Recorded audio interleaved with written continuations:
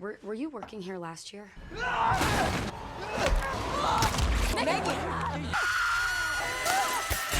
the rest of this cursed town. The movie opens with Melanie Paul running from a mysterious evil force.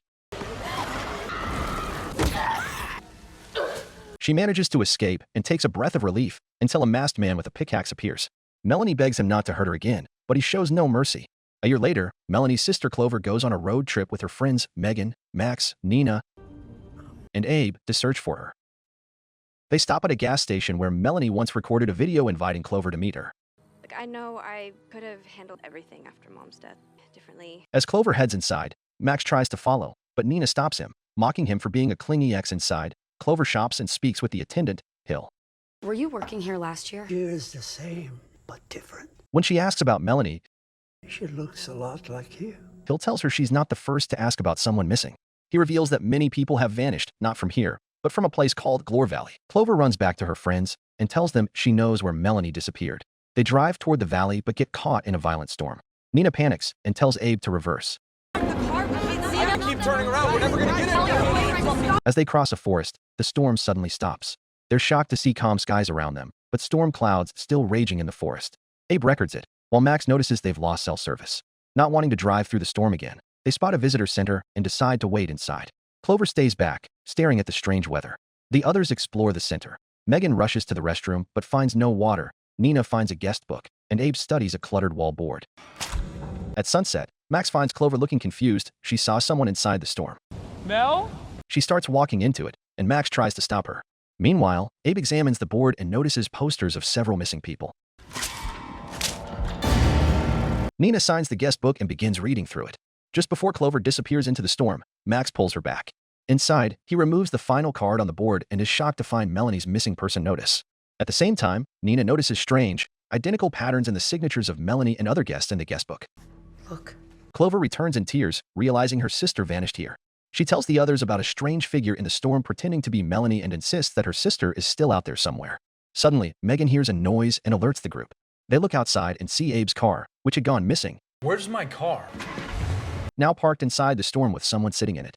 Clover wants to find a phone to call for help, while Abe and Nina decide to watch the figure in the car.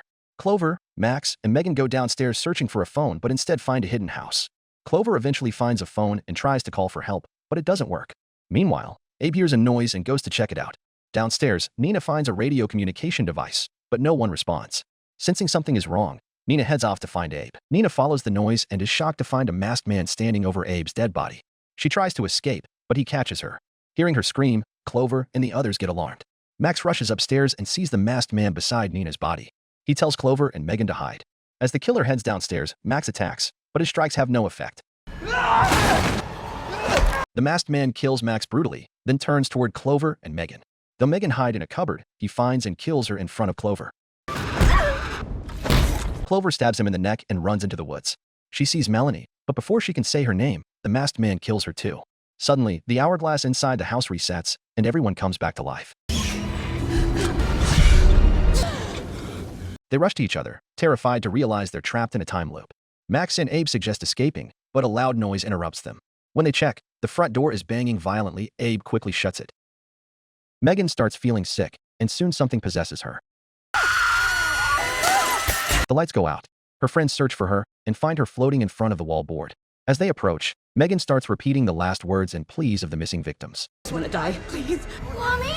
She started to attack me, but it wasn't her. She eventually faints, whispering, "Don't let it in." While they try to understand what just happened, they hear Melanie banging on the door, screaming for help. Clover runs to open it, but Abe warns it could be a trap. The screams grow louder, and Max finally opens the door, only to find no one there. Instead, a mysterious house has appeared. Before they can react, a dark force pulls Clover toward the house, knocking the others back. She screams, but the spirit drags her inside. Max wants to rescue her, but Abe insists she's already dead and says they should leave Glore Valley. Max turns to Nina, reminding her that staying together was her idea and that they can't abandon Clover. Though Nina considers leaving too, Max refuses. Before he goes, Abe calls him a clingy ex, which angers Max further. Wait, Max, wait. After Max leaves, Abe convinces Nina they should try to get help for their friends. Meanwhile, Clover wakes up inside the house and sees an old woman watching news about a mine collapse in Glore Valley. When Clover tries to leave, The woman attacks her, saying she wants Clover to suffer like the rest of her town. The woman turns to ashes after Clover becomes fully possessed. Back outside, Abe and Nina try to drive away, but in the forest, they encounter a terrifying giant creature and turn back. When they return to the visitor center, the masked man appears and kills them one by one. At the same time, Max enters the mysterious house searching for Clover. As he wanders through it, he's distracted by a creepy clown puppet.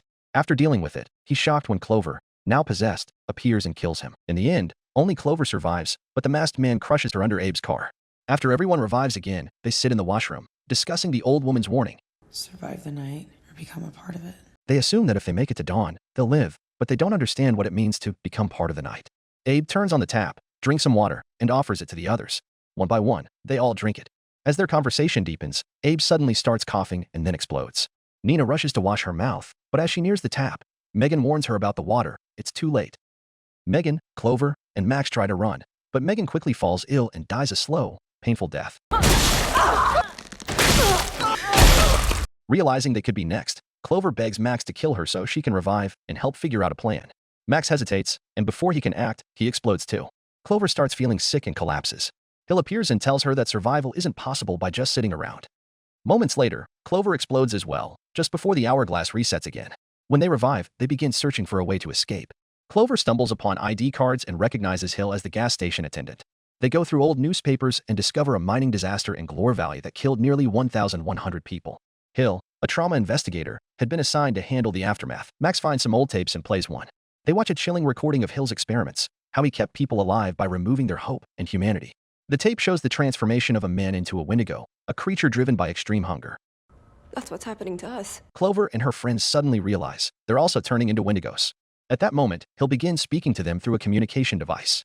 Clover begs Hill to let them go, but he reveals that There's a way out. 4 of you can leave. One has to die. Hearing this, Abe urges Clover to invite Hill for a face-to-face meeting. Hill agrees, but only if Clover comes alone, claiming he has Melanie with him. Despite knowing it could be a trap, Clover rushes off to find her sister. After she leaves, Abe tells the others they should escape and leave Clover behind to die. He justifies it by saying Clover already tried to kill herself twice, so he only did her a favor. Furious, Nina attacks him with a pickaxe, injures him, and tells Megan and Max to go find Clover. Meanwhile, Clover searches the forest for Hill, but gets caught in a bear trap. As she struggles, a dark force begins to drag her away. At the same time, Abe and Nina talk about their fear of dying for real, just before the masked man appears and kills them both. Elsewhere, Megan and Max are searching for Clover when a Wendigo starts chasing them.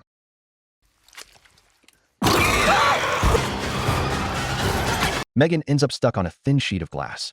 Max tries to save her, but the Wendigo grabs her and drags her into the darkness. Clover, however, survives her encounter with the dark force. Max finds her and is about to free her when Melanie, now a Wendigo, appears and attacks. Max uses quick thinking to escape with Clover. Once safe, Clover learns Megan is dead. Refusing to give up, she hands Max a shard of glass and asks him to kill her. Max does it. Then, seeing water dripping nearby, he drinks it and taunts Melanie. As she turns to attack him, Max explodes, cursing her in the process. Clover wakes up from a dream about the day Melanie left her for a better life in New York. She had tried to stop her, but the dream turns into a nightmare as Melanie appears as a Wendigo and attacks. Clover jolts awake and asks her friends how long they've been trapped. How long have we been here? She's shocked when Nina says it's been 13 days. It's been 13 nights. Checking the guest book, Clover realizes no one has survived more than 13 days. This is their last chance. Suddenly, they notice Megan is missing. Nina checks her room, but finds it empty. Abe, confused about their memory loss, checks his phone and finds recordings showing how they've died over the past nights. Abe, is it gone? Oh my god.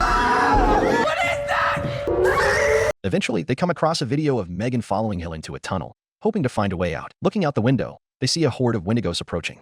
Instead of hiding, Clover grabs a pickaxe and declares she's done running. She's going to find Megan and fight. Her friends join her, and together they enter the tunnel. While exploring, a Wendigo attacks Nina,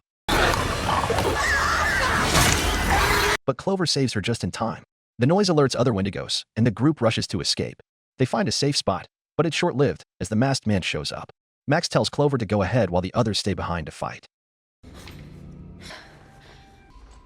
As Clover moves forward, Melanie, now fully turned into a Wendigo, attacks her. Clover pleads with her to remember who she is, but when nothing works, she's forced to kill her sister and continue on. Meanwhile, Max and the others work together to take down the masked man.